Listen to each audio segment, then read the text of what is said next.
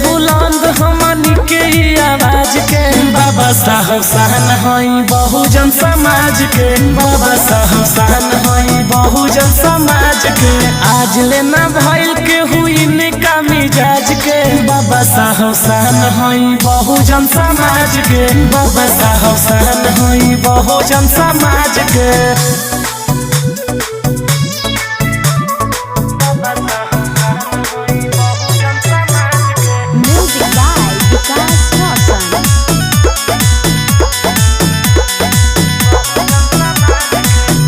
संघर्ष करे के सिखैले, संगठित रहे के बतैले।